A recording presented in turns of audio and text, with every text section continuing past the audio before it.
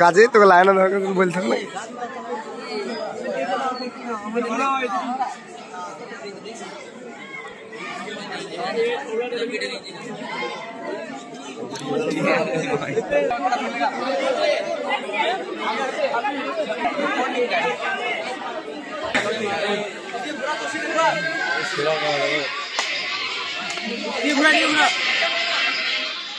Class 8-এর ছেলেদের তরফ থেকে আজকের দিনটি আরও বেশি গুরুত্বপূর্ণ ও রোমাঞ্চকর করে তোলার জন্য তারা একসাথে সুন্দর একটি পদ্ম ফুলের প্রেজেন্টেশন করলো, যেটা খুবই সুন্দর লেগেছে। তো চলুন এখন আমরা সেই সুন্দর প্রেজেন্টেশনটি দেখে নেব।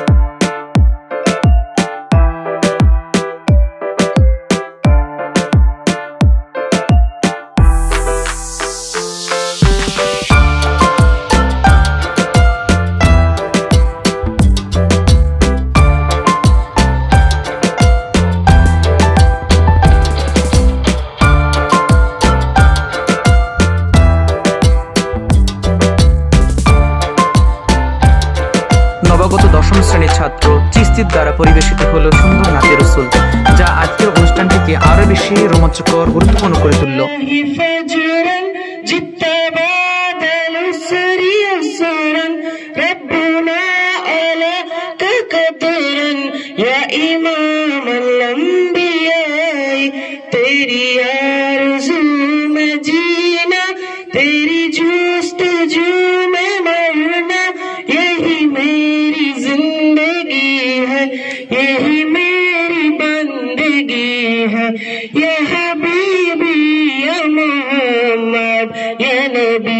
सलाम अलैका या रसूल सलाम अलैका या हबीब सलाम अलैका सलामतुल्लाह अलैका।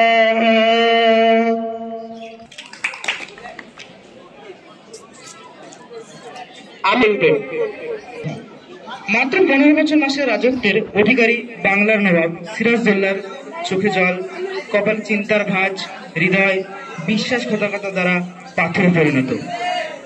যে পলাশির প্রান্তর লাল পলাশে একদিন রাঙা হয়ে থাকতো, তা আবার লাল হয়ে উঠেছিল। অবশ্য পলাশের বা আলতার রঙে নয়, বাঙালির রক্তে, লাল রক্তে। ঠিক তারপরই 200 বছরের পরাধীনতা, কত লাঞ্ছনা, বঞ্চনা, অত্যাচার, অপমান। আগ্নেয়গিরির অগ্নুদ্গমের মতো ঠিক এই সময় উঠেছিলেন অনেক বিপ্লবী বীরাঙ্গনা। তাদের কত বলিদান, কত ত্যাগ তা আমাদের মুখে উৎসর্গ করেছিল। এবং বহু বলিদানের পর, বহু রক্তের পর আসলে স্বাধীনতা। কিন্তু একটি দেশকে সুঠামভাবে পরিচালনা করার জন্য দরকার নিয়ম কানুনের। সমকালীন ভারতে চারিদিকে ছিল অস্পৃশ্যতা, সাম্প্রদায়িকতা। সে সবকিছু ঊর্ধ্বে উঠে শ্রী ডক্টর ভীমরাও রামজি আম্বেদকর রচনা করলেন ভারতের সংবিধান। আজ 26 জানুয়ারি ওই দিন, যে দিন এই সংবিধান কার্যকারী হয়। তাই আজ এই আয়োজন। কিন্তু এর মূল্য কোথায়? বলতে ইচ্ছে করে, যদি মানতেই না পারো অসততা, অন্যায়, বিশ্বাসঘাতকতায় পরিপূর্ণ, এর জন্য দোষী কে? আমরা নিজেরাই। আমাদের দেশ মহান এই কথাটা শুধু মুখে বলে মিথ্যে আশ্বাস দিলেই চলবে না, নিজের কর্মের মাধ্যমে এই কথাকে বাস্তবায়িত করে তুলতে হবে, এবং তা হবে আমাদের নিজেদের মধ্যে দিয়ে, নিজেদের কর্মের মধ্যে দিয়ে।